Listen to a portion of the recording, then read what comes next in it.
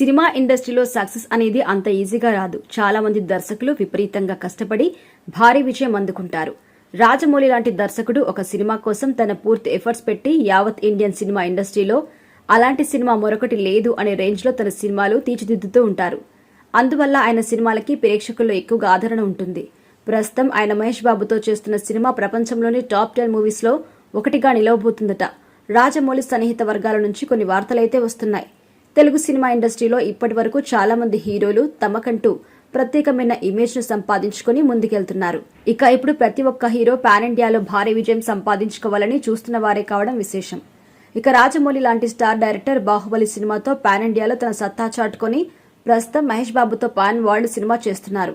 ఈ సినిమాతో తనకంటూ ఒక ఐడెంటిటీని క్రియేట్ చేసుకోవాలనే ఉద్దేశంతోనే ఆయన ముందుకెళ్తున్నారు. ఏదేమైనా కూడా రాజమౌళి ఇప్పుడు మహేష్ బాబుతో పాన్ వరల్డ్ సినిమా చేస్తున్నారు. ఈ సినిమాతో యావత్ ఇండియన్ సినిమా ఇండస్ట్రీలో ఉన్న రికార్డ్స్ అన్ని బ్రేక్ చేయబోతున్నారు. ఏదేమైనా ఈ సినిమాతో తనకంటూ ఒక హైప్ క్రియేట్ చేసుకోబోతున్నారు. అయితే ఈ సినిమాకి సంబంధించి మొదటి షెడ్యూల్ రీసెంట్ గా కంప్లీట్ చేశారట రాజమౌళి. సెకండ్ షెడ్యూల్ కోసం ఒడిశాకి వెళ్తున్నారట. అయితే సినిమా మొత్తం ఫారెస్ట్ బ్యాక్ డ్రాప్ లో ఉంటుంది. కాబట్టి ఒడిశాలోని ఫారెస్ట్ లో ఈ సినిమా తెరకెక్కించి ఆ తర్వాత కేరళ, కర్ణాటకలోని సినిమాకి సంబంధించి షెడ్యూల్ ని ఫినిష్ చేస్తున్నారట. అయితే ఏదేమైనా కూడా ఈ సినిమాతో ఆయనకంటూ ఒక ప్రత్యేక ఐడెంటిటీని క్రియేట్ చేసుకుంటాడా లేదా అనేది తెలియాల్సి ఉంది. ఇక ప్రజెంట్ ఆయన సినిమాతో భారీ విజయం అందుకోవడమే కాకుండా తనకంటూ ఒక ప్రత్యేకమైన ఐడెంటిటీని సంపాదించుకోవాలనే ప్రయత్నంలో ఉన్నారు. ఈ సినిమా కోసం ప్రపంచంలో ఉన్న ప్రేక్షకులందరూ ఆసక్తిగా ఎదురు చూస్తున్నారని చెప్పడంలో అత్యోశక్తి లేదు.